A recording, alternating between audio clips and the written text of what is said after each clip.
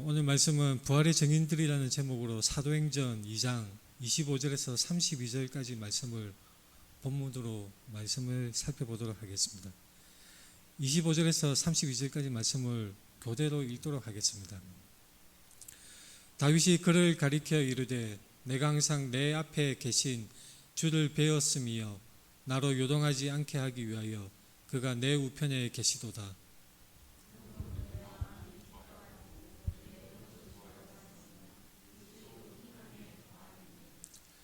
이는 내 영혼을 음부에 버리지 아니하시며 주의 거룩한 자로 썩음을 당하지 않게 하실 것이미로다.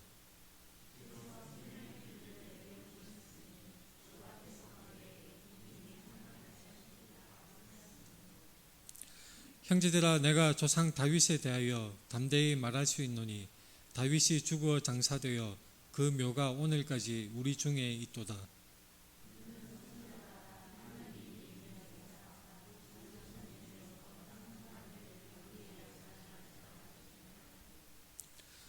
미리 번고로 그리스도의 부활을 말하되 그가 음부에 버림이 되지 않고 그의 육신이 썩음을 당하지 아니하시리라 하더니 같이 읽겠습니다.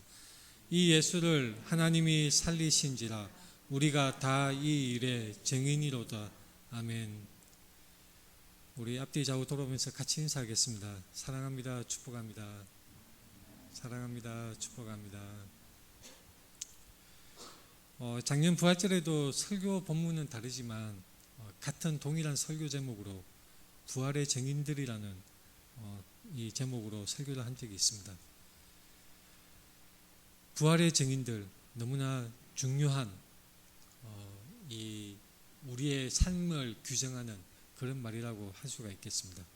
2000년 전에 예수 그리스도의 그 부활 사건을 직접 목격한 그 증인들, 그리고 2000년이 지나서 이제 우리에게 전해진 이 복음의 말씀을 정말로 우리가 진리로 믿고 정말로 일어났던 사건이라고 우리가 받아들이고 또한 그 복음의 증인으로서 우리도 또한 부활의 증인이 될 수가 있는 것입니다. 왜 기독교에서는 예수 그리스도의 부활을 그렇게 강조할까요?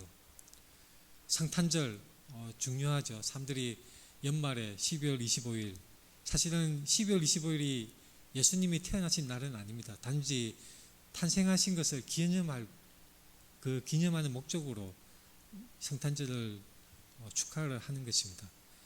또한 오늘 부활절, 기독교의 가장 큰 의미가 있는 두 절기라고 할 수가 있겠습니다. 왜 우리는 부활을 강조할까요?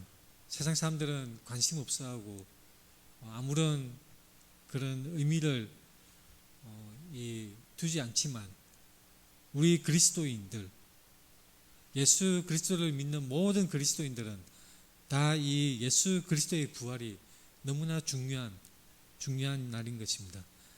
복음의 중심, 기독교 복음의 중심은 바로 예수 그리스도의 십자가 죽음과 부활이 그 핵심이기 때문에 이 부활절이 너무나 큰 의미를 가지고 있습니다. 기독교는 예수 그리스도의 십자가 죽음과 부활이 없다면 도저히 성립할 수가 없습니다. 만약에 예수님이 십자가에 죽지 않으셨다면 기독교는 성립할 수가 없고, 예수님이 십자가에 죽으셨는데 다시 살아나지 못하셨다면 우리의 믿음은 헛것이 되고 역시 기독교가 성립할 수가 없고 교회가 존재할 수가 없는 것입니다. 기독교 역사를 볼 때 가장 경이로운 변화, 예수님을 따르던 그 제자들이 예수님이 십자가에 달려서 죽으셨을 때 산산이 흩어졌습니다. 겁을 먹고 두려워서 다 도망치고, 심지어 어떤 제자는 호디부를 두르고 따르다가 빨가벗은 채로 도망을 하기도 하였던 것입니다. 그렇게 무서워하고 그렇게 두려워했던 사람들이 어느 한 계기로 갑자기 사람들이 변했습니다.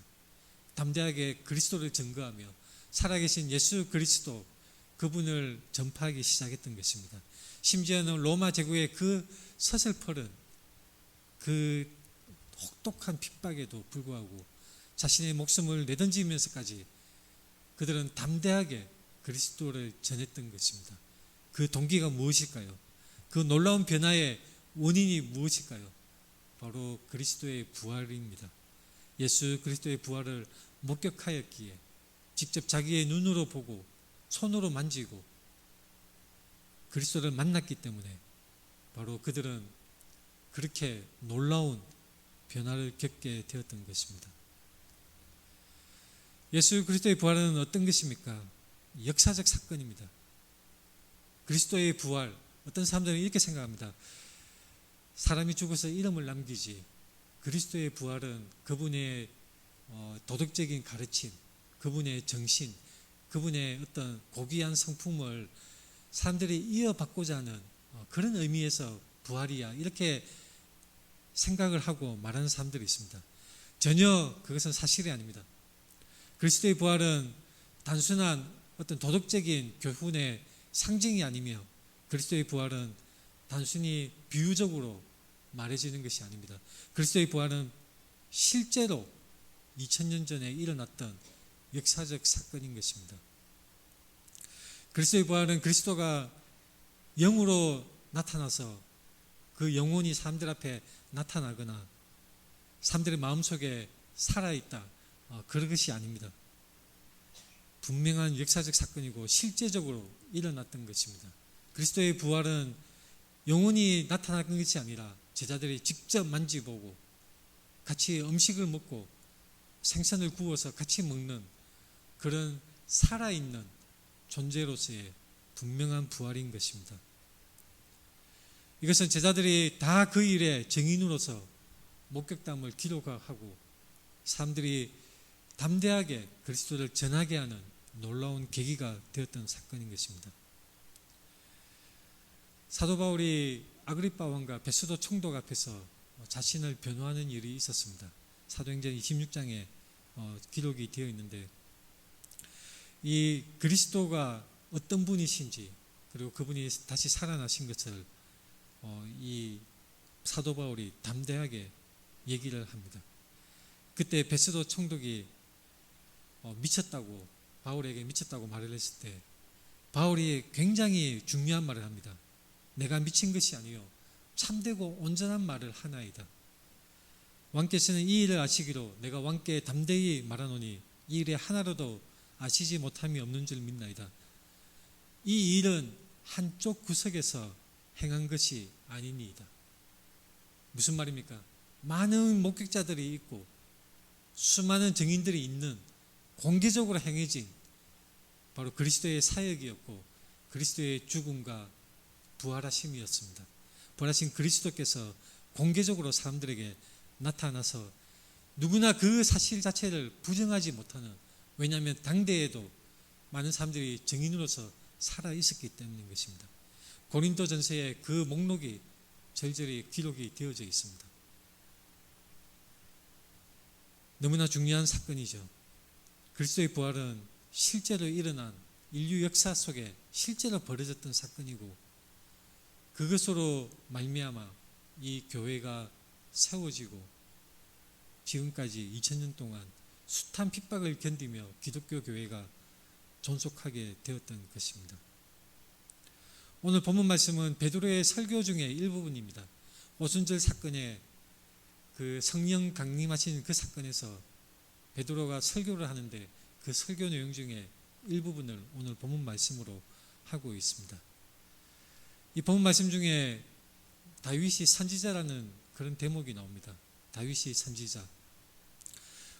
이것이 굉장히 중요한 내용인데 우리가 쉽게 지나쳐버리기 쉬운 그런 내용입니다. 다윗은 어떤 사람입니까? 왕일 뿐만 아니라 선지자였던 사람입니다. 왕일 뿐만 아니라 동시에 선지자였고 성령의 감동하심을 받아 그리스도의 부활을 예언하고 그것을 시로 남긴 사람입니다. 선지자가 어떤 사람일까요? 우리말 선지자는 한자로 볼 때에 먼저 아는 사람, 먼저 아는 사람. 근데 얼핏 이 우리말 한자말 의미만 따져본다면 선지자라고 하면 뭔가 미래를 내다보는 그런 촌능력을 발휘하고 마치 점쟁이처럼 미래를 맞추는 그런 사람으로 오해하기 쉽습니다. 그러나 성경에서 말씀하는 선지자라는 것은 그것이 아닙니다. 하나님의 말씀을 받아서 사람들에게 전하는 사람을 뜻하는 것입니다. 선지자라는 것은 바로 하나님의 말씀을 전달하는 자, 하나님으로부터 계시를 받아서 꿈이나 환상이나 또는 직접 하나님의 음성을 들어서, 구약시대에는 들어서 그 하나님의 뜻과 말씀을 백성들에게 전달하는 사람, 그런 사람들이 바로 선지자였습니다. 하나님의 대변자였고 대언자라고 할 수가 있는 것입니다. 또한 선지자는 어떤 사람이었냐면 바로 백성들의 죄를 지적하는 그런 역할을 하기도 하였습니다. 죄를 책망하고 하나님 말씀 앞에서 그 죄가 얼마나 끔찍한 죄인지 고발하고 지적하는 그런 역할을 했던 사람이 선지자였습니다. 선지자는 또한 미래를 예언하기도 하였습니다. 하나님이 미리 알려주신 내용을 선지자가 사람들에게 전달을 하였던 것입니다. 그러나 우리는 조심해야 될 것이 선지자의 기능이 그것이 다가 아니라는 것. 미래를 내다보는 것이 마치 선지자의 본연의 그런 본질적인 직분인가 그렇게 착각하기 쉽지만 그것이 아니라 기능 중에 하나일 뿐인 것입니다.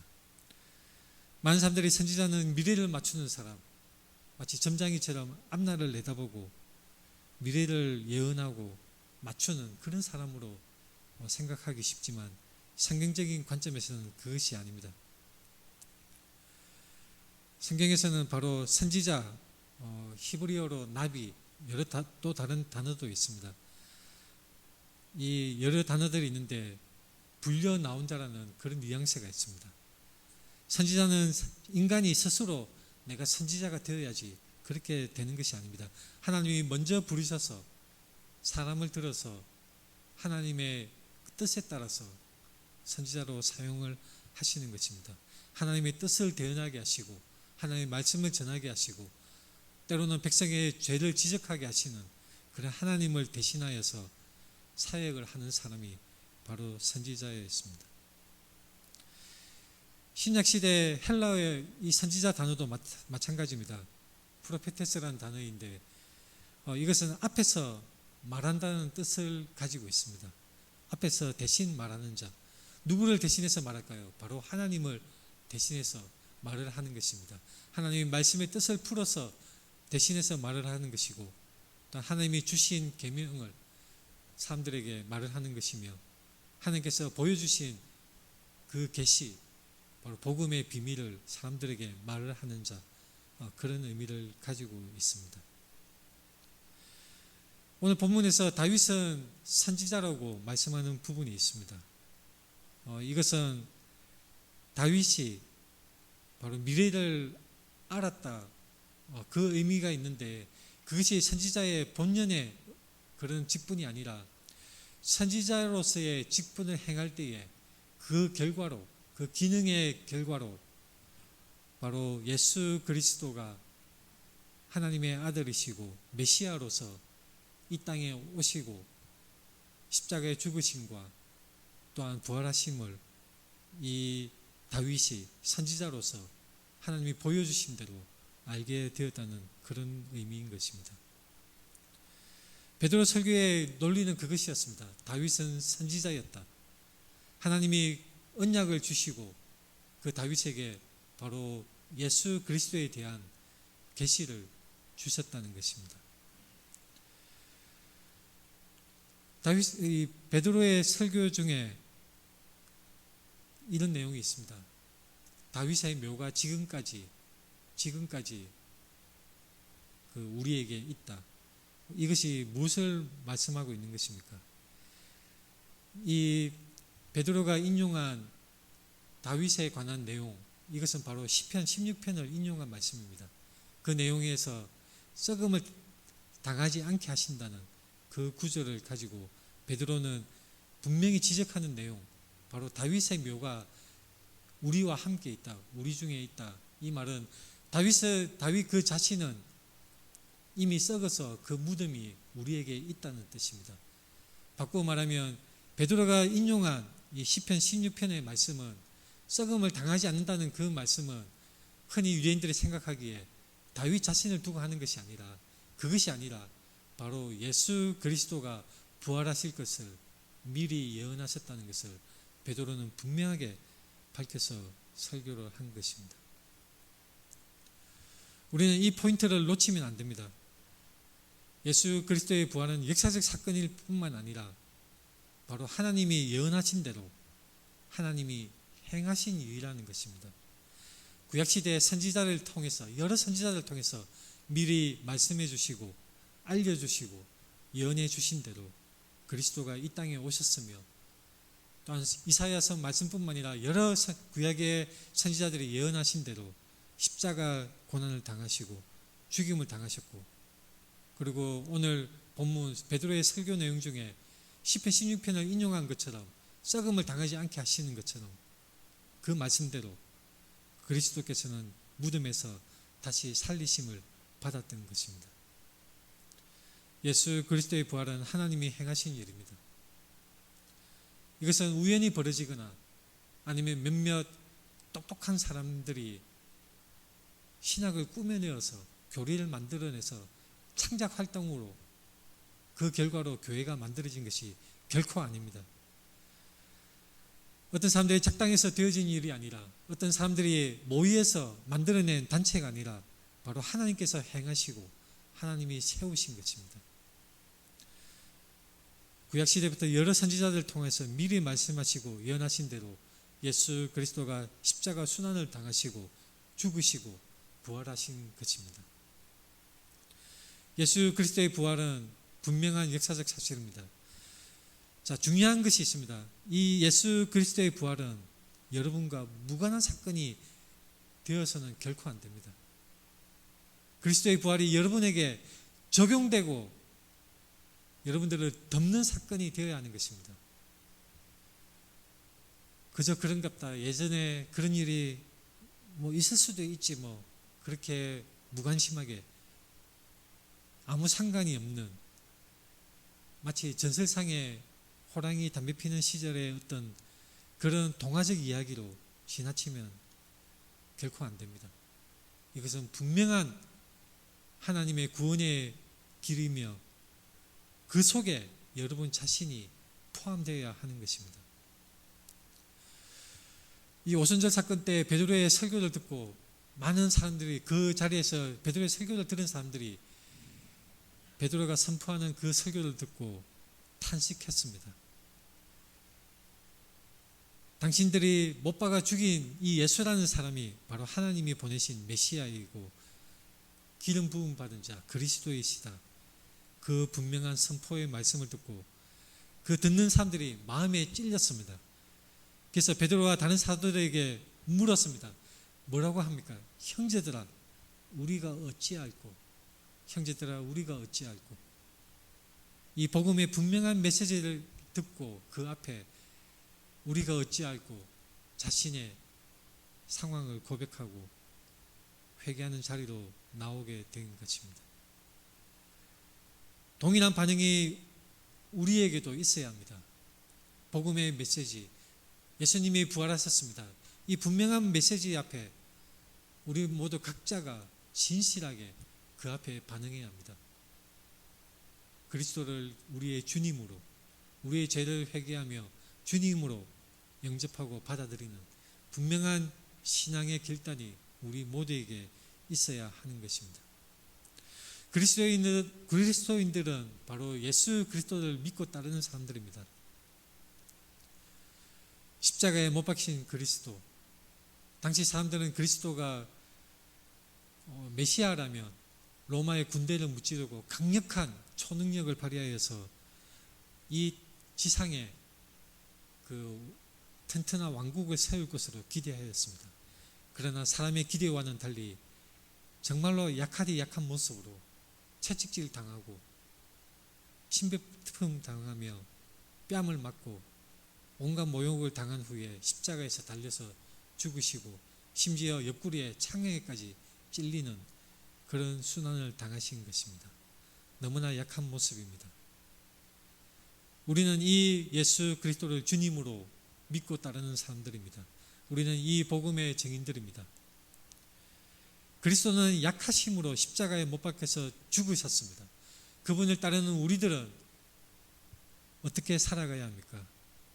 우리도 약하심으로 십자가에 못 박히신 그리스도, 폭력과 힘에 몰입하여서 사람들을 착취하고 빼앗고 죽이는 그런 폭력에 그리스도는 사랑으로 십자가의 약하심으로 죽으셨습니다. 그분을 따르는 우리가 진정한 그리스도의 제자이라면, 진정한 그리스도를 믿는 사람이라면 우리는 힘으로 세상을 짓밟는 그런 일이 있어서는 안 됩니다. 힘에 관해서는 우리는 약합니다. 무력으로 세상을 때리는 사람들이 아닙니다. 군대를 동원하여서 폭탄을 퍼부으면서 이 일은 하나님의 시키신 일이고 하나님이 기뻐하신 일이라고 그렇게 함부로 말을 하는 사람들이 있습니다. 자신의 세력과 자신의 힘으로 사람들을 죽이고 빼앗고 착취를 하면서 이게 하나님의 뜻이야, 그렇게 말하는 사람들이 있는 것입니다. 머리 갈 것 없이 바로 우리 자신에게도 이러한 안타까운 모습이 있지 않는지 돌이켜 보아야 합니다. 그리스도를 따르는 제자들, 바로 약함으로 기꺼이 죽음까지 받아들였던 사람입니다. 사도 요한이 반모섬에 귀향을 가서 아주 나이가 많아서 죽었습니다. 그런데 사도 요한의 제자 폴리카비라는 사람이 있습니다. 이 폴리카비 사도 요한의 제자로서 초대 교회 교부의 역할을 했던 사람입니다. 이 폴리카비 로마 제국이 이 폴리캅을 잡아서 그 양자택일을 강요를 합니다. 네가 살고 싶다면 너의 믿음을 부인하고 그리스도를 부인하고 로마 황제에게 충성을 맹세해라. 황제를 숭배를 해야 한다. 그것을 강요를 했던 것입니다. 그런데 이 폴리캅의 유명한 고백이 교회 전승으로 지금까지 전해져 내려오고 있습니다. 폴리캅이 뭐라고 했냐면, 나는 86년 동안 그리스도를 섬겼으나 그분은 나를 해치신 적이 없습니다. 내가 어찌 나를 구원하신 나의 왕, 나의 주를 모독할 수가 있겠습니까? 지금 이 자리에서 당신들은 나를 죽일 수는 있지만 나를 해칠 수는 없습니다. 이렇게 담담하게 말하면서 폴리캅은 순교의 그 잔을 마신 것입니다. 우리의 강함은 어디에 있습니까? 그리스도를 따름으로 인해서 세상에서 볼 때는 너무나 약하고 너무나 보잘것없는 것이지만 우리는 진리를 붙들고 사랑으로 세상에 그것을 공급할 때에 세상을 뒤집는 역사가 일어나는 것입니다. 세상이 기대하지 못하고 알지 못했던 놀라운 방법, 바로 그것은 그리스도의 약함으로 세상을 사랑하고 세상에게 자기 몸을 내어주신 예수 그리스도, 그분을 따르는 그것이 바로 그리스도의 방법이고 그리스도의 능력이었습니다. 말씀을 맺겠습니다. 고린도후서 13장 4절을 우리가 같이 읽도록 하겠습니다. 시작. 그리스도께서 약하심으로 십자가에 못 박히셨으나 하나님의 능력으로 살아계시니 우리도 그 안에서 약하나 너희에게 대하여 하나님의 능력으로 그와 함께 살리라. 아멘. 기도하겠습니다.